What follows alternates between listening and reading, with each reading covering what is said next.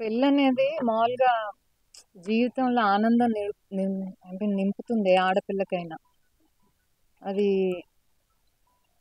ఈ పాప విషయంలో, శ్రీవిద్య విషయంలో నిజంగా చాలా బాధాకరం, విషాదం. ఎందుకంటే పెళ్ళనేది ఆనందానికి లేకపోతే కొత్త నాందికి అది చిహ్నం. కానీ ఈ పాప కేసులో అది ఏ అనాలో కూడా తెలీదు, ఒక విషాదానికి చిహ్నంగా అయిపోయింది. దాదాపు వారం కింద జరిగింది 3వ తారీఖు. మేము ఆ రోజే మీన్ తల్లిదండ్రులకి ఎలా ఉందో కానీ మేము పాప ఫోటో మాకు పంపిస్తే చనిపోయిన ఫోటో చాలా బాధ అనిపిస్తుంది. అంటే చిన్నపిల్ల, షీస్ 24 ఇయర్స్, కానీ 22 ఇయర్స్ చిన్నపిల్ల. పెళ్ళై కనీసం 3 నెలలు అవ్వలేదు. ఒక ఆషాఢం ఇంట్లోనే ఉందండి. ఆషాఢ మాసం అంటే ఇంట్లోనే ఉంటుంది కదా. పెళ్ళై 3 4 ముచ్చట కూడా తీరలా. కనీసం కాళ్ళకి పారానార ఉండదు, తోరణాలు కూడా వాడిపోయి ఉండవు. అలాంటిది వీళ్ళ ఇంట్లో ఇంత విషాదం చోటు చేసుకుందంటే ఆ పిల్ల ఎంత మానసిక హింసకి, శారీరక హింసకి గురై ఉంటుందో మేము అర్థం చేసుకోగలం. ఎందుకంటే 20 ఏళ్ళు 22 ఏళ్ళు తల్లిదండ్రుల చాటు పెరిగి తల్లిదండ్రులు చూపించిన సంబంధం ఒక కొత్త ఇంట్లో, టోటల్గా కొత్త మనుషులు, కొత్త ఇల్లు, ఏమీ తెలియకుండా వెళ్తారంటే తల్లిదండ్రులు ఆ సంబంధం చూశారనే ఒక నమ్మకం, అంతా బాగుంటుందనే ఒక నమ్మకం, ఎన్నో కలలతో ఆశలతో వెళ్తూ ఉంటారనమాట. సరే, కొత్త ఇల్లు, కొత్త వాతావరణం అర్థం చేసుకోవటానికి కొంచెం టైం అన్నా పడుతుంది. కనీసం ఆ పాపకి ఆ టైం కూడా ఇవ్వలే వాళ్ళు. 3 నెలలకే మొత్తం ఆ పాప జీవితం అయిపోయింది. అంటే ఎంత బాధ, ఎంత బాధ. 3 నెలల ఎంత నరకం చూసుంటుంది అనేది మనం అర్థం చేసుకోవాలి. చదువుకుంది, కనీసం చదువుకోలేదంటే చదువుకుంది. ఎంఎస్సి చేసిందంటే, ఎంఎస్సి కెమిస్ట్రీ అండి, ఎంఎస్సి కెమిస్ట్రీ, గోల్డ్ మెడలిస్ట్. పిలిచి మరి ఉద్యోగం ఇచ్చారు. సొంత కాళ్ళ మీద తను నిలబడుతుంది, ఉద్యోగం చేసుకుంటుంది. ఎంతో అందమైన భవిష్యత్తు ఉంది ఆ అమ్మాయికి. అలాంటి జీవితాన్ని ఎంజాయ్ చేయటం అనేది నిజంగా అది క్షమించరాని నేరం. ఎవరైతే కారకులు అయ్యారో అది క్షమించరాని నేరం.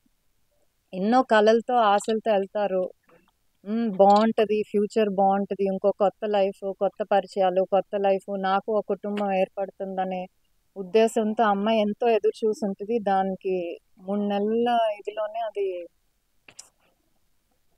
అంతం అయిపోయింది. వాళ్ళు బాగా అర్థం చేసుకోగలం. మాకే చాలా, ఇక్కడ ఉన్న వాళ్ళందరికీ, ఆర్డీఓర్ కానీ, డిఎస్పీ కానీ, చూసే కేసులు కానీ, ప్రతి ఒక్కరు అక్కడ ఆ రోజు జరిగిన సంఘటన చూసి అందరూ కూడా చాలా చలించిపోయారు. ఎంతో బంగారు భవిష్యత్తు ఉన్న అమ్మాయి జీవితం అలా నాశనం అయిపోయిందంటే తట్టుకోలేకపోతున్నాం ఎవరం కూడా. కానీ ఆడపిల్లలకి చెప్పేది ఒక్కటే ఏంటంటే, శారీరక హింస ఓకే, నొప్పి ఈరోజు కాకపోతే రేపు తగ్గిపోదండి. కానీ మానసిక హింస అనేది చూసారా, అది మర్చిపోలేం, రోజు గుర్తుకొస్తే ఉంటుంది. పైగా అంతకుముందు అతను ప్రేమించిన అమ్మాయి కంటే నువ్వు అందంగా లేవు అని ఆ హింస ఏదైతే ఉందో చేస్తారా. మరి కళ్ళు మూసుకొని చూసుకున్నాడు పెళ్లి చూపులు. మరి పెళ్లి చేసుకునేటప్పుడు కళ్ళు మూసుకున్నావు, అప్పుడు తెలియలేదు అమ్మాయి ఎలా ఉంటుందో. మరి కట్నము కావాలి. అతను గవర్నమెంట్ ఉద్యోగి, అమ్మాయి చదువుకుంది, ఉద్యోగం చేస్తుంది. కట్నం కావాలి, అమ్మాయి అందంగా ఉండాలి, మళ్ళీ వాళ్ళ కుటుంబాన్ని పోషించడానికి కూడా ఆడపిల్ల వాళ్ళ తల్లిదండ్రులే ముందుకొచ్చి చూడాలన్నమాట. ఏ న్యాయం అండి ఇది? మరి ఇన్నాళ్ళు అతన్ని పెంచారుగా, వాళ్ళ తల్లిదండ్రులు కొడుకుని చదివించుకోలేరా? దానికి అమ్మాయిని హింస పెట్టి ఇల్లు అమ్మి డబ్బులు తెమ్మంటాం ఎంతవరకు న్యాయం? పైగా చేసేది గవర్నమెంట్ ఉద్యోగం. అంటే వీళ్ళు ఇలానే ఉంటే, ఇంట్లోనే ఇలా ఉంటే, వీళ్ళు బయట అసలు వాళ్ళ దగ్గరికి వచ్చే వాళ్ళకి కూడా ఎలా సమాధానం చెప్తారండి? యాటిట్యూడ్ అక్కడే తెలుస్తుంది కదా. ఒక మనిషి ఇంట్లో ఎలా ఉంటాడో బయట కూడా అలానే ఉంటాడు. మరి అతని మీద I don't know if there earlier any complaints are not, అతని యాటిట్యూడ్.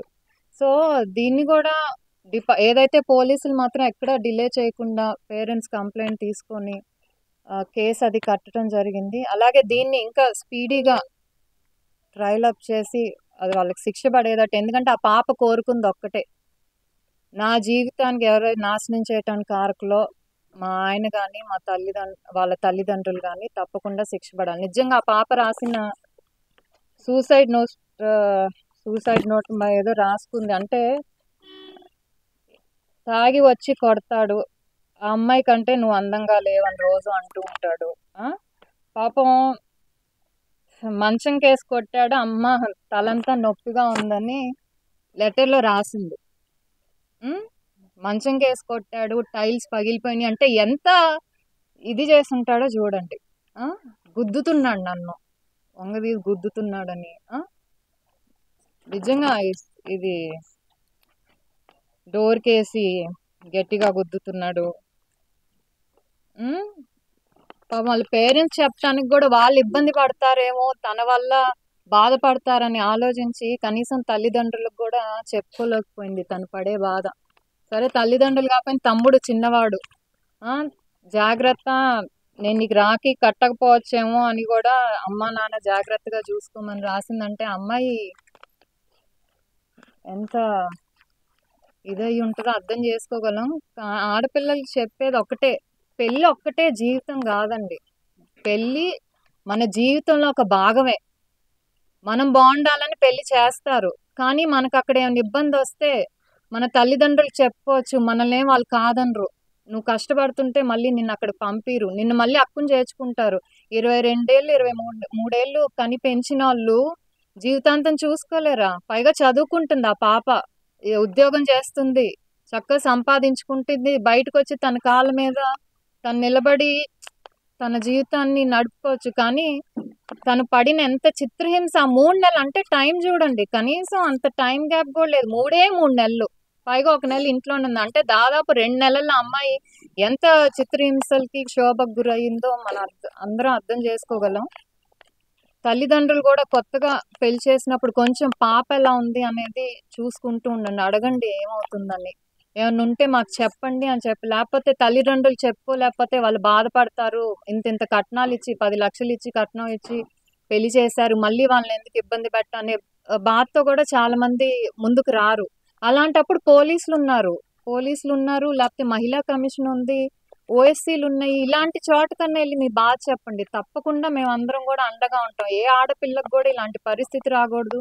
తను ఆ ఒక్క క్షణం ఆలోచించింది, కానీ వీళ్ళకి జీవితాంతం వాళ్ళ తల్లిదండ్రులకు కానీ వాళ్ళ తమ్ముడికి కానీ ఆ బాధ అంతా జీవితాంతం గుర్తుండిపోద్ది. మేమేం చేయలేకపోయామే, పాపను కాపాడుకోలేకపోయామే అని.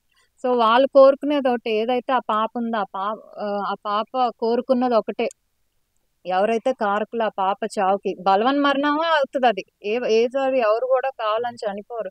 ఆ స్థితికి తీసుకొచ్చారు తను అంత టార్చర్ పెట్టి, మానసికంగా కానీ శారీరకంగా కానీ. సో ఆ పిల్ల ఆఖరి కోరిక ఒకటే, ఎవరైతే నన్ను ఇంత ఇది చేశారో వాళ్ళకి తప్పకుండా శిక్ష పడాలనేది ఆ పాప కోరిక.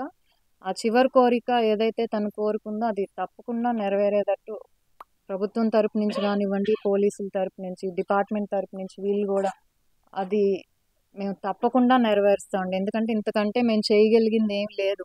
ఇంకో ఆడపిల్లకి ఈ బాధ కలగకూడదు, ఇలాంటి స్థితికి రాకూడదని మేము ఇక్కడికి వచ్చి ధైర్యం చెప్పి, కానీ మేమంతా ఉన్నాం. మీకేమైనా ఆపద వస్తే, ఎవరైనా వేధింపులు చేస్తుంటే, హింస ఉంటే, అన్యాయం గురి చేస్తుంటే మా దగ్గరికి రండి. మీ ఇళ్ళల్లో వాళ్ళకి చెప్పలేకపోయినా ఓకే, మేమందరం ఉన్నాం.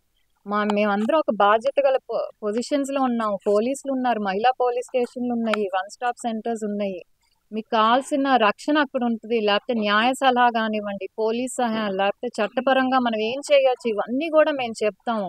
చేతిలో మీ బంగారం లాంటి జీవితాన్ని మాత్రం మీరు మీ చేతులతో మీరు చిరిమేసుకోవద్దు. ఆ స్టేజ్కి మీరు రావద్దు. ఆడపిల్లలు ధైర్యంగా ఉండాలి, సొంత కాళ్ళ మీద నిలబడాలి. పెళ్ళే జీవితం కాదు, దానికంటే మన జీవితం ముఖ్యం. సో ఆ మెసేజ్ ఇవ్వటానికి వచ్చాం. అలాగే వీళ్ళకి మేము ఉన్నాము, తోడున్నాం, తప్పకుండా శిక్ష పడేటట్టు చేయటానికి అయితే డెఫినెట్గా మా వంతు మేము పూర్తిగా చేస్తామండి.